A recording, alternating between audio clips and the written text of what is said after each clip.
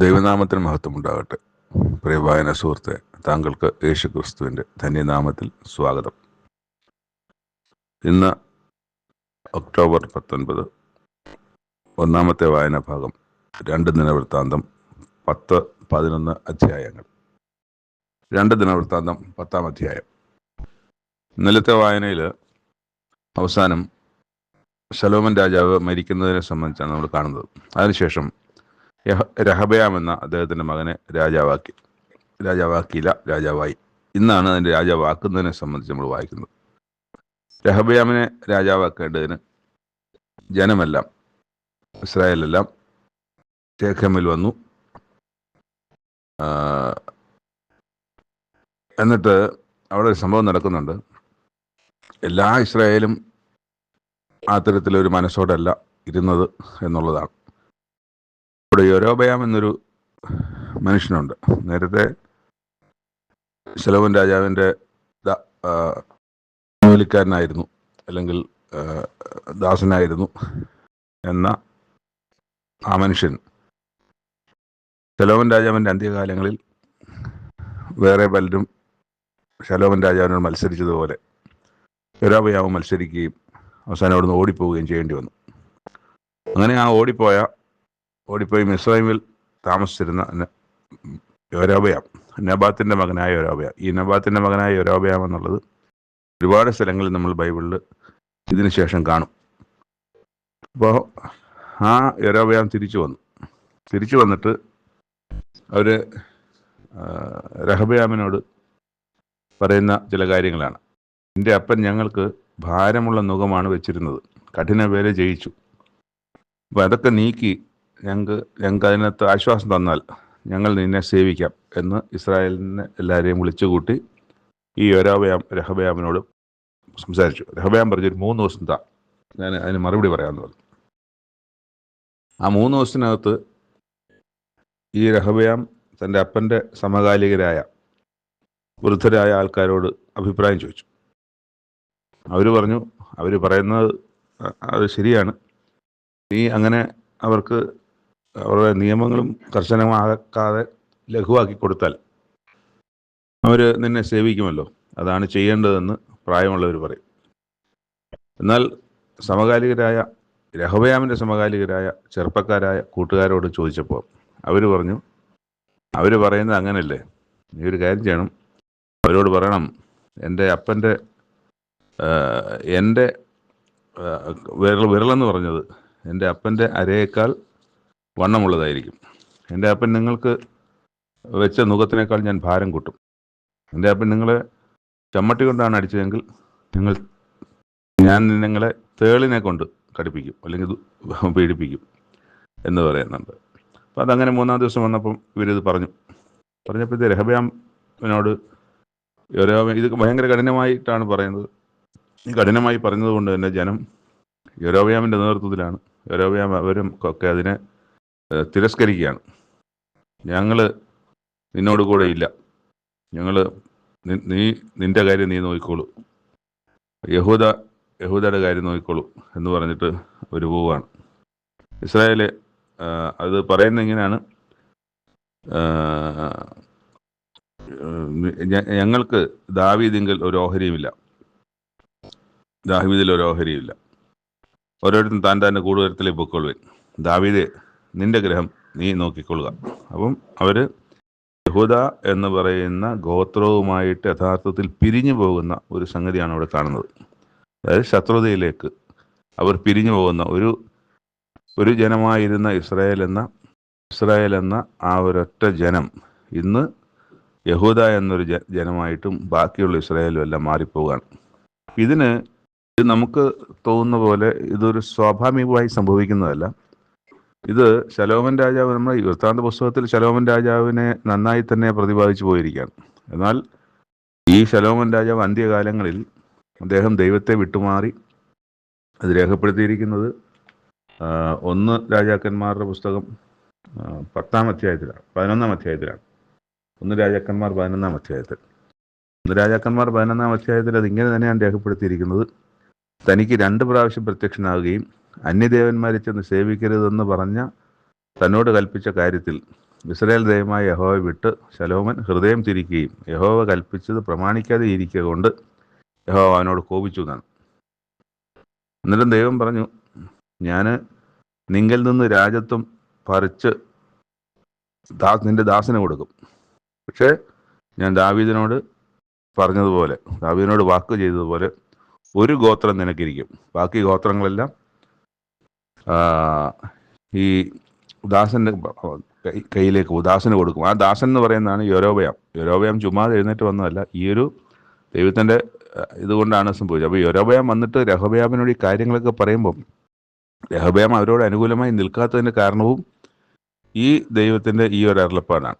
ദൈവം നേരത്തെ അതിനെ കണ്ടിരുന്നത് അങ്ങനെയാണ്. യൊരോബയാമിനെ എഴുന്നേൽപ്പിച്ചതാണ്. യൊരോബയാമിനാണ് ഈ വടക്കേ രാജ്യമായ ഇസ്രായേൽ ആദ്യമായി രാജാവായി കൊടുക്കുന്നത്.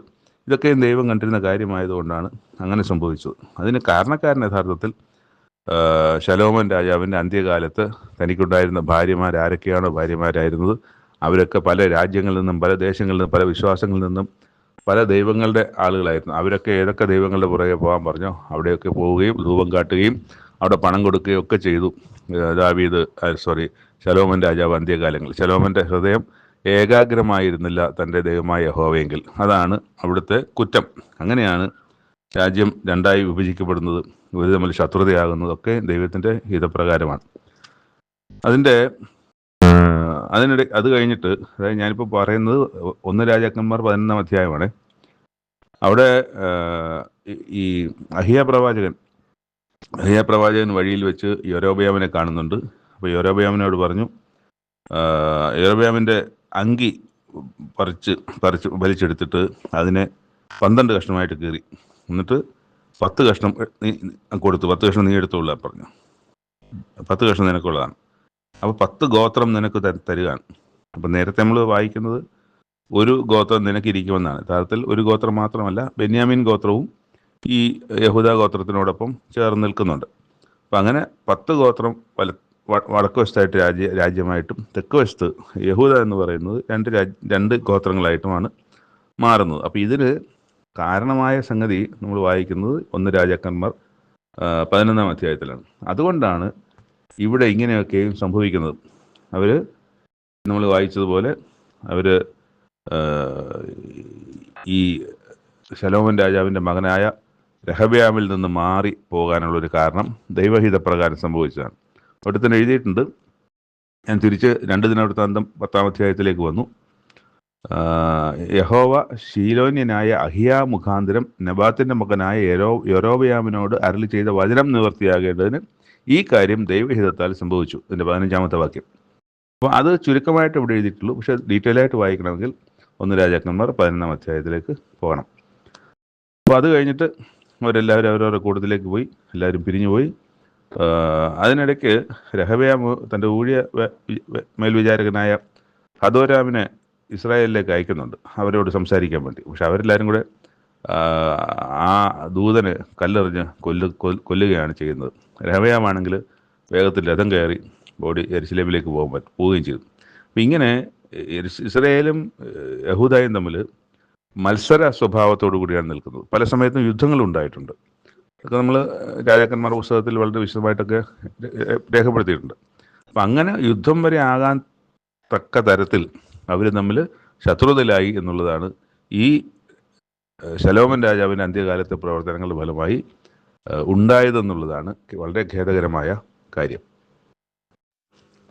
ഇനി 11-ാം അധ്യായത്തിലേക്ക് കടക്കുമ്പോൾ ഈ പറഞ്ഞതുപോലെ തന്നെ രെഹബയാം ഇസ്രായേലിനോട് യുദ്ധം ചെയ്യാൻ വേണ്ടിയിട്ട് അവിടെ പടയാളികളെയും ഒക്കെ ശേഖരിക്കുകയാണ്. അവരെ യുദ്ധത്തിനാവശ്യമായ ആളുകളെയൊക്കെ കൂട്ടുന്നുണ്ട്. അതിന് ശ്രേഷ്ഠ യോദ്ധാക്കളായ 1,80,000 പേരെയാണ് ശേഖരിച്ചത്. പക്ഷേ ദൈവത്തിൻ്റെ ഇടപെടലുണ്ടായി. ദൈവം ശമയാവെന്ന ഒരു ദൈവപുരുഷനെ അയച്ചിട്ട് രെഹബയാമിനോടും യഹൂദയിലും ബെന്യാമിനിലുമുള്ള എല്ലാ ഇസ്രായേലിനോടും പറഞ്ഞത്, നിങ്ങൾ പുറപ്പെടരുത്, നിങ്ങളുടെ സഹോദരന്മാരോട് യുദ്ധം ചെയ്യരുത്, ഓരോരുത്തൻ താൻ്റെ വീട്ടിലേക്ക് മടങ്ങിപ്പോകുവാൻ. ഈ സംഭവിച്ചതൊക്കെ എൻ്റെ ഹിതത്താൽ സംഭവിച്ചതാണ് എന്നിങ്ങനെ പറഞ്ഞു. അപ്പോൾ ഇത് കേട്ടിട്ട് അവർ കാര്യം മനസ്സിലാക്കി അവർ യൊരോബെയാമിൻ്റെ ഇസ്രായേൽ ജനത്തോട് യുദ്ധം ചെയ്യാൻ പോകാതെ അവരവരുടെ വീടുകളിലേക്ക് മടങ്ങിപ്പോവുകയും ചെയ്തു. പിന്നീട് നമ്മൾ കാണുന്നത് ഇവിടെ യഹൂദായും ബെന്യാമീനും ഈ പക്ഷത്തുണ്ടായിരുന്നു എന്നാണ്. അത് ആദ്യം യഹൂദ മാത്രമെന്നാണ് നമ്മൾ വായിക്കുന്നത്. യഥാർത്ഥത്തിൽ യഹൂദായും ബെന്യാമീനും കൂടെ യഹൂദയുടെ പക്ഷത്തുണ്ട്. അപ്പോൾ അവരാണ് ഒരു രാജ്യമായി നിൽക്കുന്നത്. അപ്പം അവിടെ സംഭവിക്കുന്നൊരു കാര്യം, ഈ എല്ലാ ഇസ്രായേലിലും എല്ലാ ഗോത്രങ്ങളിലുമുള്ള പുരോഹിതന്മാരും ലേവ്യരും ഒക്കെ സകല ദിക്കുകളിൽ നിന്നും ഈ സ്ഥലത്ത് വന്നു, നമ്മുടെ യഹൂദായിൽ വന്നു. അതിനൊരു സംഭവം ഉണ്ടായത്, ഈ യൊരോബെയാമിൻ്റെ രാജ്യമായ വടക്കേ രാജ്യത്ത് അവരുടെ പൗരോഹിത്യത്തിൽ നിന്ന് ലേവ്യരെ നീക്കിക്കളഞ്ഞു. അവിടെ പൗരോഹിത്യം എന്ന് പറയുന്നത് യഹോവയാം ദൈവത്തിൻ്റെ പൗരോഹിത്യവുമല്ല. അത് മറ്റൊരു പ്രധാന കാര്യം. അവിടെ വടക്ക് തെക്കുമായിട്ട് ഓരോ കുട്ടികളെ ഉണ്ടാക്കി വെച്ചിട്ട്, എന്നിട്ട് ഈ യൊരോബെയാം ജനത്തോട് പറഞ്ഞത്, ഇസ്രായേലിൽ നിന്ന് നിങ്ങളെ കൊണ്ടുവന്ന നിങ്ങളുടെ ദൈവം ഇതാണ്, ഇതിനെ ആരാധിച്ചാൽ മതി എന്ന് പറയുകയും പിന്നീട് യെരുശലേമിലേക്ക് പോകുന്ന അല്ലെങ്കിൽ യഹൂദയിലേക്ക് കടക്കുന്ന ഭാഗമൊക്കെ അടച്ച് സൂക്ഷിച്ച് ഇനി ആരും യഹൂദയിലേക്ക് പോകണ്ട എന്ന് പറഞ്ഞു. അപ്പം അങ്ങനെ യഹൂദയിലേക്ക് പോവുകയും അവിടെ ആയിട്ട് സഖ്യമാവുകയും ഇവർ തനിക്കെതിരെ തന്നെ ദോഷമാവുകയും ഒക്കെ എന്നൊക്കെയും യൊരോബെയാം ചിന്തിച്ചിട്ടുണ്ടാകും. എന്തായാലും അതൊക്കെ ആകുന്നതിന് മുമ്പ് തന്നെ ഒരുപാട് ലേവ്യർ അവിടെ നിന്ന് യഹൂദയിലേക്ക് വന്നതായിട്ടാണ് നമ്മൾ കാണുന്നത്. അപ്പോൾ അവർക്ക് ഈ പ്രദേശങ്ങളിലൊക്കെ പുൽപ്പുറങ്ങളുണ്ടായിരുന്നു. ബാക്കിയുള്ള ഗോത്രങ്ങളുടെ ഇടയിലൊക്കെ പുൽപ്പുറങ്ങളും പട്ടണങ്ങളും ഒക്കെ ഉണ്ടായിരുന്നു. അതൊക്കെ ഉപേക്ഷിച്ചിട്ടാണ് അവർ ഇവിടേക്ക് തിരിച്ചു വരുന്നത്. അപ്പോൾ അതിൽ നമ്മൾ വായിക്കുന്നത്, ഇസ്രായേലിലെ സകല ഗോത്രങ്ങളിൽ നിന്നും, അത് ഈ ലേവ്യർക്ക് പുറമെ ഇസ്രായേലിൻ്റെ സകല ഗോത്രങ്ങളിൽ നിന്നും ഇസ്രായേലിൻ്റെ ദൈവമായ യഹോവയെ അന്വേഷിക്കേണ്ടതിന് മനസ്സ് വെച്ചവരും തങ്ങളുടെ പിതാക്കന്മാരുടെ ദൈവമായ യഹോവയ്ക്ക് യാഗം കഴിപ്പാൻ യെരുശലേമിൽ വന്നു. ഇങ്ങനെ മറ്റൊരു സങ്കടകരമായ കാര്യം ഇവിടെ ദൈവം രേഖപ്പെടുത്തിയിരിക്കുന്നത്, ഇങ്ങനെ അവർ 3 സംവത്സരം ദാവീദിൻ്റെയും ശലോമോൻ്റെയും വഴിയിൽ നടന്നു എന്നാണ്. 3 വർഷം. അപ്പോൾ 3 വർഷത്തിന് ശേഷം എന്തുണ്ടായി എന്നുള്ളത് നമ്മൾ പരിശോധിക്കുമ്പോൾ 3 വർഷത്തോളം മാത്രമേ അവർക്ക് ആ യഹോവയാം ദൈവത്തിൻ്റെ വഴിയിൽ നടക്കാൻ കഴിഞ്ഞുള്ളൂ. അതിനുശേഷം അവർ ദൈവത്തെ പയ്യെ വിട്ടുമാറുന്ന കാഴ്ചയാണ്, ദൈവത്തെ ഉപേക്ഷിക്കുന്ന കാഴ്ചയാണ്. ദൈവത്തെ മുമ്പത്തെ പോലെ ഏകാഗ്രതയോടെ അന്വേഷിക്കാതിരിക്കുന്ന കാര്യമാണ്. യെരുശലേം ദേവാലയത്തിൽ പോവും, അതോടൊപ്പം തന്നെ പൂജാഗിരികളിൽ, അതായത് മറ്റ് സ്ഥലങ്ങളിലും മറ്റ് ദൈവങ്ങളുടെ പൂജാഗിരികളിലൊക്കെ ധൂപം കഴിക്കാനൊക്കെയും പോവും. രണ്ടും പോവും. ദൈവം പറഞ്ഞിട്ട് ഒരേ സമയം നിങ്ങൾക്ക് ദൈവത്തെയും മാമോനെയും പിൻപറ്റുവാൻ കഴിയുകയില്ല, ആരാധിക്കാൻ കഴിയുകയില്ല, സ്നേഹിക്കാൻ കഴിയുകയില്ല, ആരാധിക്കാൻ കഴിയുകയില്ല. ദൈവം പറഞ്ഞിട്ടുണ്ട്. പക്ഷേ ഇവരിത് ചെയ്യുമായിരുന്നു എന്നുള്ളതാണ്. അപ്പം അത്തരം തരത്തിലേക്ക് അതൊരു 3 വർഷത്തേക്ക് മാത്രമേ അത് ഉണ്ടായിരുന്നുള്ളൂ എന്നുള്ളത് ദൈവം ഈ എഴുത്തുകാരനെ കൊണ്ട് അതവിടെ രേഖപ്പെടുത്തി വെച്ചിട്ടുമുണ്ട് എന്നുള്ളതാണ് സത്യം എന്നുള്ളത്. രണ്ടാമത്തെ വായനാ ഭാഗം എഹെസ്കേൽ പ്രവചനം 45-ാം അധ്യായം. നമ്മൾ ഇതുവരെയും വായിക്കുമ്പോൾ ഇത് പ്രവാസകാലത്തിലിരിക്കുന്ന ജനത്തോട് സംസാരിക്കുന്നതും പ്രവാസകാലത്തിന് ശേഷം 70 വർഷത്തെ ബാബേൽ പ്രവാസത്തിന് ശേഷം മടങ്ങി വരുമ്പോൾ അവിടെ പുതുക്കിപ്പണിയുന്ന അല്ലെങ്കിൽ യഥാസ്ഥാനപ്പെടുത്തുന്ന ദേവാലയത്തെ സംബന്ധിച്ച് ഉള്ളതായിട്ടാണ് നമുക്ക് വായിച്ചു പോവുക. എന്നാൽ 45-ാമത്തെ അധ്യായം വായിക്കുമ്പോൾ ഒരു പുതിയ ദേവാലയത്തിൻ്റെ ഒരു കാര്യം വായിക്കുന്നതായിട്ടാണ് നമുക്ക് അവിടെ തോന്നുന്നത്.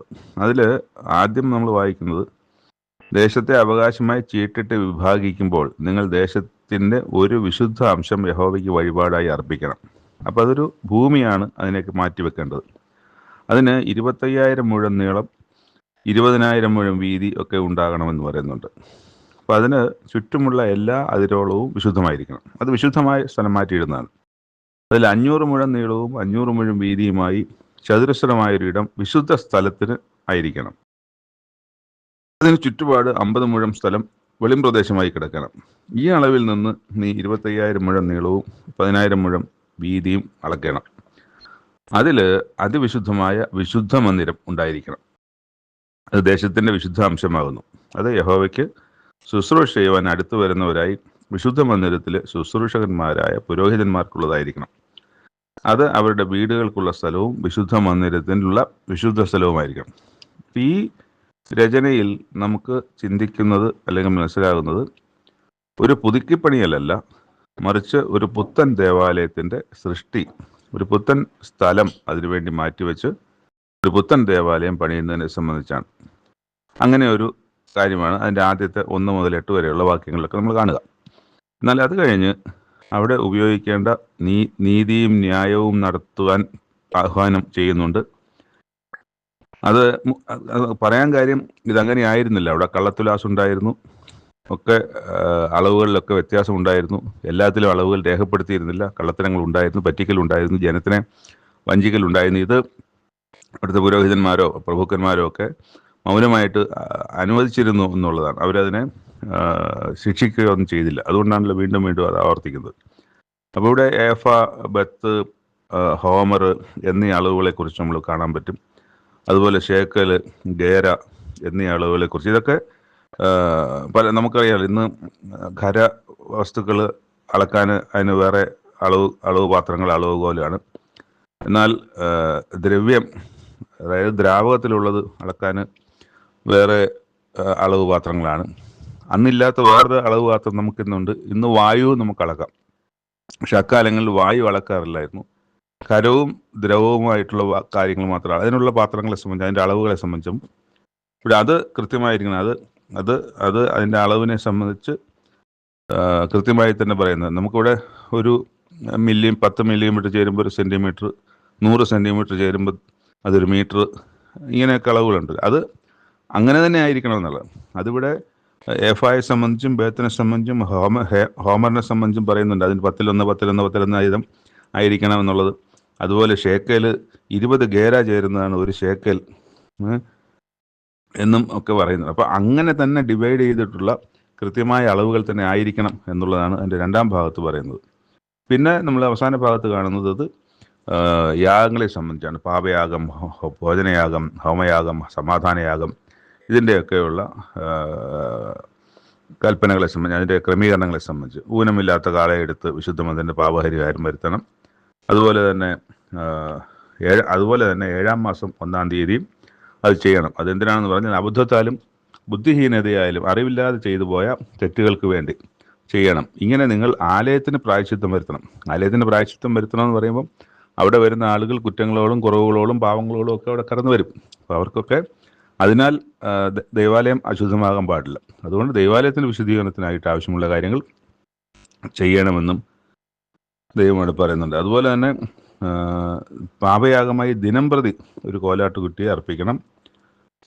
അതിൻ്റെ മറ്റൊരാൾ പറഞ്ഞു, ഒരു കാളയ്ക്ക് 1 ഏഫ എന്ന തരത്തിലാണ് വീഞ്ഞ്, എണ്ണ, അതുപോലെ മാവ് ഒക്കെ അതിനോടൊപ്പം അർപ്പിക്കണം. 7-ാം മാസം 15-ാം തീയതി ഒരു ഉത്സവമുണ്ട്. ആ ഉത്സവം 7-ാം മാസത്തെ ഉത്സവം നമ്മൾ നേരത്തെ കണ്ട് 7-ാം മാസത്തിലെ ഉത്സവം നമ്മൾ കണ്ടത് അത് കൂടാര പെരുന്നാളാണെന്നാണ് എൻ്റെ ഓർമ്മ. നമ്മൾ കഴിഞ്ഞ പുസ്തകം കണ്ടത്. അപ്പോൾ അങ്ങനെയുള്ള പെരുന്നാളുകളുണ്ട്, ഉത്സവങ്ങളുണ്ട്. 7-ാം മാസം 15-ാം തീയതിക്കുള്ള ഉത്സവത്തിൽ അവൻ ഈ 7 ദിവസം എന്ന പോലെ പാപയാഗത്തിനും ഹോമയാഗത്തിനും ഭോജനയാഗത്തിനും എണ്ണയ്ക്കും തക്കവണ്ണം അർപ്പിക്കണം. ഓരോന്നും അതാണ്. ഓരോ കാര്യങ്ങൾക്കും, ഹോമയാഗത്തിനായാലും എല്ലാ യാഗങ്ങൾക്കുള്ള കാര്യങ്ങളെല്ലാം ഏതാനും മാസത്തിലാണ്. നമ്മളത് വായിച്ച് ഓർമ്മയുണ്ടല്ലോ കഴിഞ്ഞ ദിവസങ്ങളിൽ. 7-ാം മാസം അത് കൂടാര പെരുന്നാൾ തന്നെയാണ്. ആ കൂടാര പെരുന്നാൾ 7 ദിവസം ചെയ്യണം. അത് കഴിഞ്ഞ് 8-ാമത്തെ ദിവസം വിശുദ്ധ സഭായോഗം കൂടണം. അതിനെ സംബന്ധിച്ച് അത് ഒരു ഉത്സവം മാത്രമല്ല. ഇവിടെ ഇപ്പോൾ ഒരു ഉത്സവമാണ് പറഞ്ഞിരിക്കുന്നത്. അടുത്ത അധ്യായങ്ങൾ മറ്റു ഉത്സവങ്ങളെക്കുറിച്ച് പറയുമായിരിക്കും. എന്നാൽ ഇവിടെ ഈ ഉത്സവത്തെ പോലെ തന്നെ ബാക്കി എല്ലാ ഉത്സവങ്ങളും ചെയ്യുമ്പോഴും അതിൻ്റെ ചിട്ട അനുസരിച്ചും ക്രമം അനുസരിച്ചും അതിൻ്റെ കൽപ്പന അനുസരിച്ചും വിശുദ്ധമായി ചെയ്യേണ്ടതുപോലെ ചെയ്യണം എന്നുള്ളതാണ്. അപ്പോൾ ഈ ഒരു അധ്യായം ഈ ഒരു 3 കാര്യങ്ങളെ സംബന്ധിച്ചാണ് 45-ാം അധ്യായം പറയുന്നത്. അത് നമ്മൾ നേരത്തെ വായിച്ചു വന്ന അളവുകളും പ്രമാണങ്ങളും ഒക്കെ കഴിഞ്ഞ് ഇന്ന് ദൈവത്തിന് വേണ്ടി മാറ്റിവെക്കപ്പെടുന്ന ഒരു സ്ഥലം, അതുപോലെ തന്നെ അളവുകളിലെ കൃത്യത സൂക്ഷിക്കണമെന്നുള്ളത്, കള്ളത്തരം കാണിക്കരുതെന്നുള്ളത്, പിന്നെ അവിടെ നടക്കേണ്ട യാഗങ്ങളെ സംബന്ധിച്ച് എല്ലാം ദേവാലയമായിട്ട് ബന്ധപ്പെട്ടുള്ളത് തന്നെ, ദൈവമായിട്ട് ബന്ധപ്പെട്ടുള്ള കാര്യം തന്നെ, അല്ലാതെ ഒന്നുമല്ല ഇവിടെ രേഖപ്പെടുത്തിയിരിക്കുന്നത്. അതാണ് ഈ അധ്യായത്തിലെ 3 കാര്യങ്ങൾ കൊണ്ട് അവസാനിക്കുന്നത്. മൂന്നാമത്തെ വായനാഭാഗം യോഹന്നാൻസിൻ്റെ സുവിശേഷം 12-ാം അധ്യായത്തിൽ നിന്ന്. യേശു യഹൂദയിലാണല്ലോ, യഹൂദിയ ദേശത്താണ്. അവിടെ നിന്ന് യേശു ബഥാന്യയിലെ യേശു ഉയർപ്പിച്ച ലാസറിൻ്റെ വീട്ടിൽ വന്നു. ലാസറിൻ്റെ വീട്ടിൽ ലാസറിൻ്റെ സഹോദരിമാരായ മാർത്തായും മറിയയുമുണ്ട്. അപ്പോൾ അവിടെ ഒരു അത്താഴം ഒരുക്കി. മാർത്തയാണെങ്കിൽ അത്താഴത്തിൻ്റെ കാര്യങ്ങൾക്ക് വേണ്ടിയൊക്കെയുള്ള അധ്വാനത്തിലാണ്. ലാസർ അവനോടുകൂടി പന്തിയിലിരുന്ന വലിയൊരുത്തനായിരുന്നു. മറിയാണെങ്കിൽ വലിയ വിലയേറിയ സ്വച്ഛ ജഡമാംസി തൈലം ഒരു റാത്തിലെടുത്ത് യേശുക്രിസ്തുവിൻ്റെ കാലിൽ പൂശി തൻ്റെ തലമുടി കൊണ്ട് കാൽ തുവർത്തി തൈലത്തിൻ്റെ സൗരഭ്യം വീട് നിറഞ്ഞു. അപ്പോഴാണ് യൂദ ചിന്തിച്ചിട്ട്, ഇത്രയും വിലയേറിയ സംഗതി തൈലം എടുത്ത് വേസ്റ്റാക്കി കളഞ്ഞല്ലോ, വല്ല 300 വെള്ളിക്കാശിന് വിറ്റ് ദരിദ്രന്മാർക്ക് കൊടുക്കാമായിരുന്നു എന്ന് ചിന്തിക്കുകയാണ്. ഇത് ദരിദ്രന്മാരെക്കുറിച്ച് വിചാരം ഉണ്ടായിട്ടല്ല എന്ന് യോഹന്നാൻ എഴുതുകയാണ്. അവന് ദരിദ്രന്മാരെക്കുറിച്ച് വിചാരം ഉണ്ടായിട്ടല്ല. യൂദ പണസഞ്ചി അവൻ്റെ കയ്യിലായിരുന്നു. അവൻ കള്ളനായതുകൊണ്ടും പണസഞ്ചി അവൻ്റെ കയ്യിലായതുകൊണ്ടും ആ പൈസ അവന് എടുക്കാനും വേണ്ടിയിട്ടാണ് അങ്ങനെ പറഞ്ഞത്. ആ ഒരു ചിന്തയോടുകൂടിയാണ് അത് പറഞ്ഞത്. യേശു പറഞ്ഞു, അവളെ വിടുക, എൻ്റെ ശവസംസ്കാര ദിവസത്തിനായി അവൾ ഇത് സൂക്ഷിച്ചു എന്നിരിക്കട്ടെ. ദരിദ്രന്മാർ നിങ്ങൾക്ക് എപ്പോഴും നിങ്ങളുടെ അടുക്കലുണ്ടല്ലോ, ഞാനല്ല എപ്പോഴും അടുക്കയില്ല താനും. അതിലൊരു പ്രധാന വാക്യം ഉണ്ട്, ദരിദ്രന്മാർ നിങ്ങൾക്ക് എപ്പോഴും നിങ്ങളുടെ അടുക്കലുണ്ടല്ലോ. എപ്പോൾ സഹായിക്കണമെന്ന് വിചാരിച്ചാലും, ഇനി ഏത് കാലം കഴിഞ്ഞാൽ, നൂറ്റാണ്ടുകൾ കഴിഞ്ഞാൽ, ഇന്നായാലും ദരിദ്രന്മാർ നമ്മുടെ ചുറ്റിലുണ്ട്. സഹായിക്കണമെന്ന് ആർക്കെങ്കിലും മനസ്സുണ്ടെങ്കിൽ അവർക്ക് സഹായിക്കുന്നതിന് ഒരു തടസ്സവുമില്ല. ഈ സ്വച്ഛ ജഡമാംസി തൈലം വിറ്റിട്ട് വേണ്ട അത് കൊടുക്കാൻ. നിങ്ങൾക്കെല്ലാവർക്കും ആവശ്യത്തിനുണ്ട്, ഏറെയും കുറഞ്ഞുമുണ്ട്. അതിൽ നിന്ന് നിങ്ങൾ കൊടുക്കാവുന്നതേ ഉള്ളൂ. എല്ലാ കാലത്തും ദരിദ്രന്മാർ നിങ്ങളുടെ ചുറ്റുമുണ്ട്, അവർക്ക് നിങ്ങൾ കൊടുക്കുക. അത് വളരെ ദീർഘകാലത്തേക്ക് ഉള്ള ഒരു കാഴ്ചപ്പാടും ഉപദേശവുമാണ്. അത് നിലനിൽക്കുന്നതാണ്, ഇന്നും നിലനിൽക്കുന്നതാണ് ആ വാക്യം. ദരിദ്രന്മാർ നിങ്ങൾക്ക് എപ്പോഴും അടുക്കലുണ്ടല്ലോ, അവർക്ക് നിങ്ങൾ കൊടുക്കാൻ കഴിയും, ഒരു തടസ്സവുമില്ല. അപ്പോൾ യേശുക്രിസ്തു അവിടെ ഉണ്ടെന്ന് അറിഞ്ഞിട്ട് വലിയ ജനക്കൂട്ടമൊക്കെ ഓടി വന്നു. പെരുന്നാളിന് യെരുശലേമിലേക്ക് വരുന്നെന്ന് അറിഞ്ഞിട്ട് ഈന്തപ്പനയുടെ കുരുത്തോല എടുത്തും അവനെ എതിരേൽപ്പാൻ ചെന്ന് ഹോശന്ന ഇസ്രായേൽ എന്നിട്ട് കഴുതക്കുട്ടിപ്പുറത്ത് ഇരുത്തി, ഹോശന്ന ഇസ്രായേൽ രാജാവിൻ്റെ കർത്താവിൻ്റെ നാമത്തിൽ വരുന്നവൻ വാഴ്ത്തപ്പെട്ടവനെന്ന് ആർത്തു. അപ്പോൾ അവിടെ ഒരു കഴുതയുടെ പുറത്ത് കയറി, സിയോൻ പുത്രി ഭയപ്പെടേണ്ട, ഇതാ നിൻ്റെ രാജാവ് കഴുതക്കുട്ടിപ്പുറത്ത് കയറി വരുന്നു എന്ന് സെഖരിയാവ് 9:9 എഴുതിയിരിക്കുന്നതാണ്. അപ്പോൾ ഇതിൽ ആ സെഖരിയാവ് 9:9 എഴുതിയിരിക്കുന്ന അതാണ് ഞാനിപ്പോൾ വായിച്ചത്. അതിൻ്റെ നിവൃത്തിയാണെന്ന് ശിഷ്യന്മാർ മനസ്സിലാക്കിയില്ല. എന്നാൽ യേശു ഉയർത്തെഴുന്നേറ്റ് തേജസ്കരണമൊക്കെ വന്നതിന് ശേഷം ഈ സെഖരിയ പ്രവാചകൻ്റെ പ്രവചനത്തെ അവർ ഓർത്ത് അത് തിരിച്ചറിഞ്ഞു, അവർ മനസ്സിലാക്കി. ഇവിടെ ഒരു പ്രത്യേക കാര്യം ഓർക്കേണ്ടത്, ഹോശന്ന ഇസ്രായേലിൻ്റെ രാജാവായി കർത്താവിൻ്റെ നാമത്തിൽ വരുന്നവൻ വാഴ്ത്തപ്പെട്ടവൻ. ആരാണ് ഈ വാഴ്ത്തപ്പെട്ടവൻ? അത് യേശുക്രിസ്തുവാണ്. കർത്താവിൻ്റെ നാമത്തിൽ വന്നത് യേശുക്രിസ്തുവാണ്. അവൻ വാഴ്ത്തപ്പെട്ടവൻ എന്നാണ് ഇവിടെ പറയുന്നത്. ഈ കർത്താവിൻ്റെ നാമത്തിൽ എന്ന് നമ്മൾ പിതാവിൻ്റെയും പുത്രൻ്റെയും പരിശുദ്ധാത്മാവിൻ്റെയും നാമത്തിൽ എന്ന് പറയുമ്പോൾ നമ്മളവിടെ ഓർക്കേണ്ടത് പിതാവിൻ്റെയും പുത്രൻ്റെയും പരിശുദ്ധാത്മാവിൻ്റെയും നാമങ്ങളിൽ നിന്നല്ലാണ്. 3 നാമങ്ങളില്ല, അത് ഒരുവൻ്റെ നാമമാണ്. ഇവിടെ യേശുക്രിസ്തു വരുന്നത് പിതാവായ ദൈവത്തിൻ്റെ നാമത്തിലാണ്, യഹോവയുടെ നാമത്തിൽ. അവിടെ ഒരു നാമം അതേ ഉള്ളൂ, യഹോവ എന്ന നാമം മാത്രമേ ഇത് ദൈവം ഇതുവരെ വെളിപ്പെടുത്തിയിട്ടുള്ളൂ. ദൈവം എൻ്റെ നാമവും എന്ന് പറഞ്ഞ് വെളിപാട് പുസ്തകത്തിൽ ഒരു നാമത്തെക്കുറിച്ച് പറയുന്നുണ്ട്.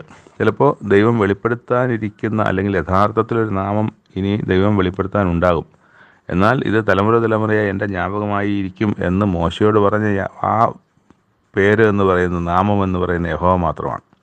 അത് മാത്രമേ നമുക്കിന്ന് അറിയുള്ളൂ. അതാ ദൈവം നമ്മളെ അറിയാൻ ആഗ്രഹിച്ചിട്ട് ദൈവം നമ്മളോട് കൽപ്പിച്ചിട്ടുള്ളൂ. അപ്പോൾ ആ നാമത്തിലാണ്, കർത്താവിൻ്റെ നാമത്തിലാണ് യേശുക്രിസ്തു വരുന്നത്. അവിടെ എല്ലായിടത്തും ഒരു നാമമേ ഉള്ളൂ, 3 നാമമില്ല. അപ്പോൾ യേശുക്രിസ്തു ചെയ്ത പ്രവൃത്തികളൊക്കെയും കർത്താവിൻ്റെ നാമത്തിലാണ് ദൈവത്തിൻ്റെ നാമത്തിലാണ് ചെയ്തത്. ദൈവത്തിൻ്റെ നാമത്തിൽ എന്ന് പറഞ്ഞാൽ, കർത്താവിൻ്റെ നാമത്തിൽ വരുന്നു എന്ന് പറഞ്ഞാൽ, യഹോവയുടെ നാമത്തിൽ വരുന്നു എന്ന് പറഞ്ഞാൽ ആ ദൈവത്തിൻ്റെ അധികാരത്തോടെ വരുന്നു എന്നർത്ഥം ഉണ്ടെന്നുള്ളതും നമ്മളതിനകത്ത് ഗ്രഹിക്കണം. ഇവിടെ അധികാരത്തെയാണ് സൂചിപ്പിക്കുന്നത്. ഒരു നാമം എന്ന് പറയുമ്പോൾ ആ നാമത്തിൻ്റെ പിന്നിൽ, ഇപ്പം ദൂതൻ വന്ന് പറയുന്നുണ്ടല്ലോ, ഞാൻ ദൈവമാകുന്നു, ഞാൻ നിന്നെ അവിടെ അയക്കുന്നു എന്നൊക്കെ പറയുമ്പോൾ ദൂതനാണ് സംസാരിക്കുന്നത്. ദൂതൻ എന്ത് അധികാരം?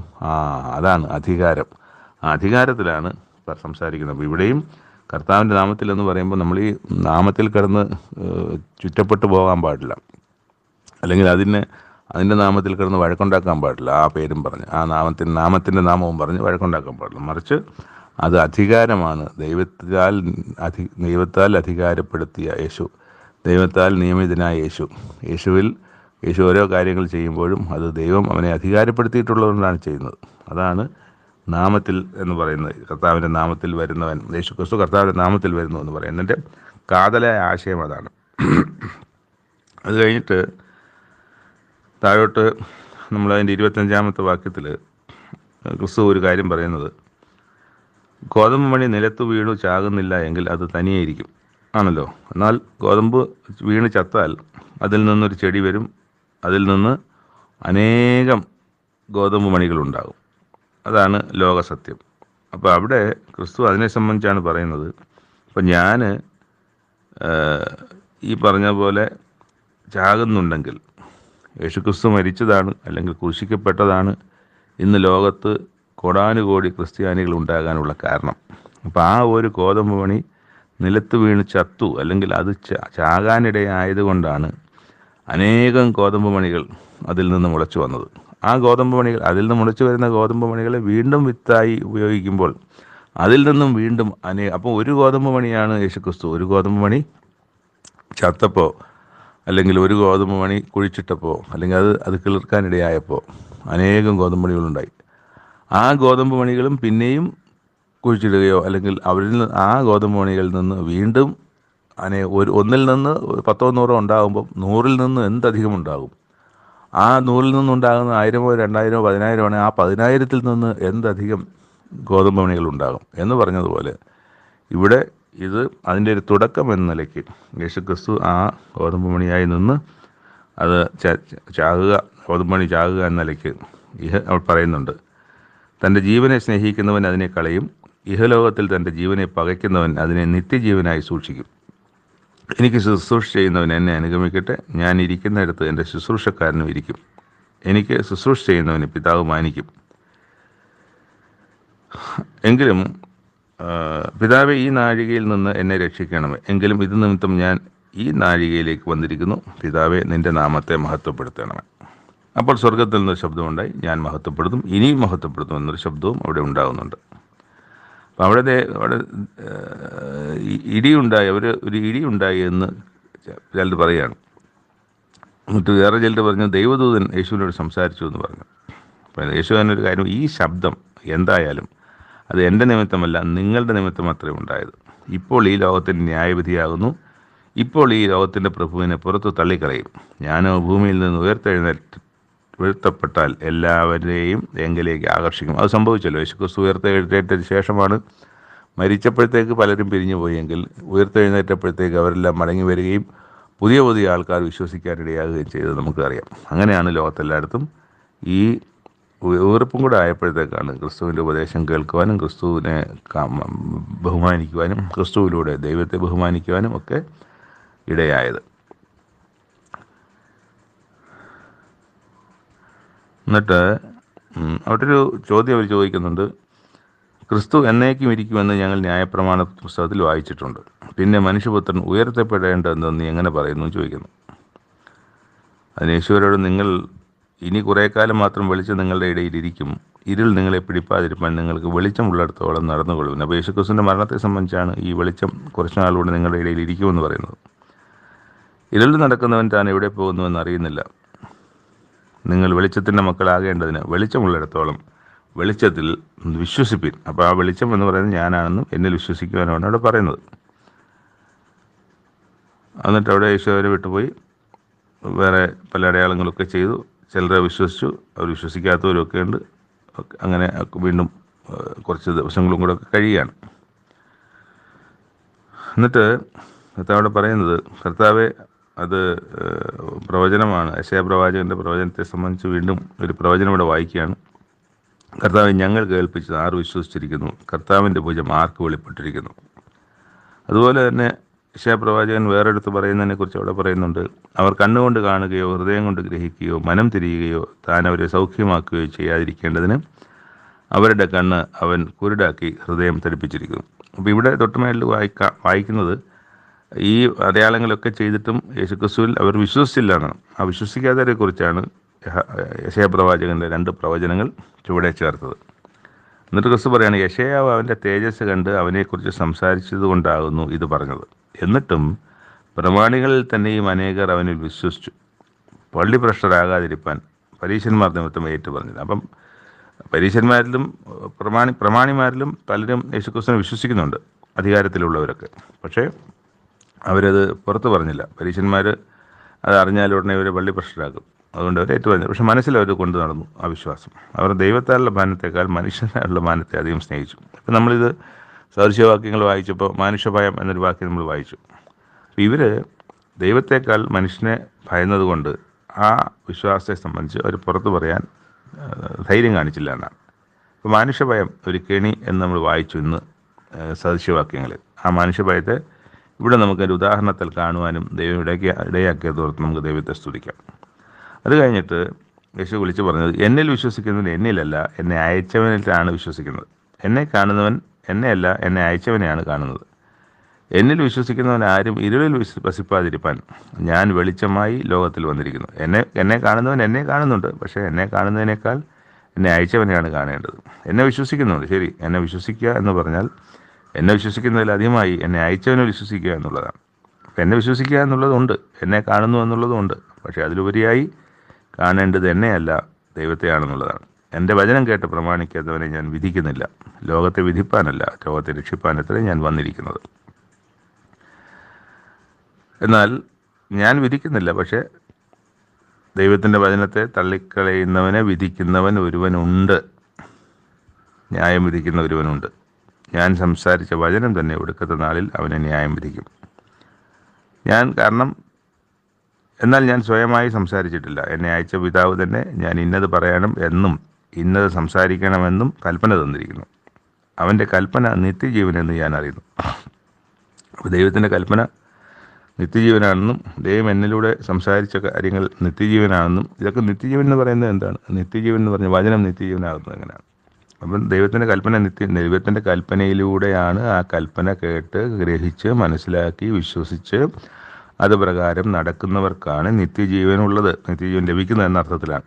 അവൻ്റെ കൽപ്പന നിത്യജീവൻ എന്ന് പറയുമ്പോൾ അതാണ്, അവൻ്റെ കൽപ്പനയിലൂടെയാണ് നിത്യജീവൻ ലഭിക്കുന്നത്. ദൈവത്തെയോ യേശുക്രിസ്തുവുമായിട്ട് ബന്ധമില്ലാത്ത ആൾക്കാർക്കൊന്നും ഈ നിത്യജീവൻ്റെ അനുഭവത്തിലേക്ക് വരാനും കഴിയുകയില്ല. അതാണ് അവിടെ പറയുന്നത്. അവിടെ പ്രധാന കാര്യം പറയുന്നുണ്ട്, ഞാനല്ല, ദൈവമാണ് ന്യായം വിധിക്കുന്നതെന്ന്. ദൈവമാണ് ന്യായം വിധിക്കുന്നത് എന്ന് പറയുന്നുണ്ട്. അപ്പോൾ അവിടെ ദൈവം ന്യായം വിധിക്കുന്നു എന്ന് പറയുമ്പം ഞാൻ സംസാരിച്ച വചനം തന്നെ ഒടുക്കത്തിനല്ല. അപ്പം ഈ ന്യായപ്രമാണ പ്രകാരമാണ്, അല്ലെങ്കിൽ വചനപ്രകാരമാണ് വിധിക്കുന്നത്. യേശുവിൻ്റെ സ്വന്തം ഇഷ്ടപ്രകാരം ന്യായം വിധിക്കാനുള്ള അധികാരമോ അവകാശമോ അല്ലെങ്കിൽ അതിനുള്ള കഴിവോ അല്ലെങ്കിൽ കഴിവിൻ്റെ കാര്യമല്ല, അങ്ങനെ കഴിയില്ല യേശുക്രിസ്തുവിന്. അവിടെ പ്രത്യേകമായി പറയുന്നുണ്ട്, വചനമാണ് ന്യായം വിധിക്കുന്നത്. അപ്പോൾ വചനപ്രകാരമാണ് ന്യായം വിധിക്കുന്നത്. വചനപ്രകാരമല്ലാത്തൊരു ന്യായവിധി ഇല്ല. യേശുക്രിസ്തുവാണ് ന്യായം. ദൈവത്തിൻ്റെ ഭാഗത്തു നിന്ന് ഈ ന്യായവിധിയുടെ ഉത്തരവാദിത്തം മുഴുവൻ യേശുക്രിസ്തുവിനാണ്. അപ്പോഴും യേശുക്രിസ്തു എനിക്കിഷ്ടമുള്ളവനോട് ഇഷ്ടമുള്ള പോലെ, ഇഷ്ടമില്ലാത്തവനോട് ഇഷ്ടമില്ലാത്ത പോലെ പെരുമാറാൻ യേശുക്രിസ്തുവിന് കഴിയില്ല. അവിടെ ചെയ്യുന്നത് വചനപ്രകാരമാണ് ഈ ന്യായവിധി. വചനപ്രകാരമാണ് ന്യായവിധി നടക്കുന്നതെന്നുള്ളതാണ് കൃത്യമായി അവിടെ പറയുന്നത്. 3 വായന ഭാഗങ്ങളും ഇവിടെ അവസാനിക്കുകയാണ്. കേട്ടിരുന്ന താങ്കൾക്കും ദൈവത്തിൻ്റെ വലിയ കൃപയും സഹായവും ലഭിച്ചിരിക്കുന്നു. നമുക്കൊരുമിച്ച് ഈ വിശ്വാസ ജീവിതത്തിൽ മുന്നോട്ട് നടക്കാം. നാളെ പുതിയ വായനാ ഭാഗമായിട്ട് വീണ്ടും കാണുന്നത് വരെ ദൈവം കാത്തു സൂക്ഷിക്കട്ടെ. കേട്ടിരുന്നതിന് നന്ദിയും ദൈവത്തിന് മഹത്വവും ഇവിടെ പറഞ്ഞുകൊള്ളട്ടെ. നന്ദി.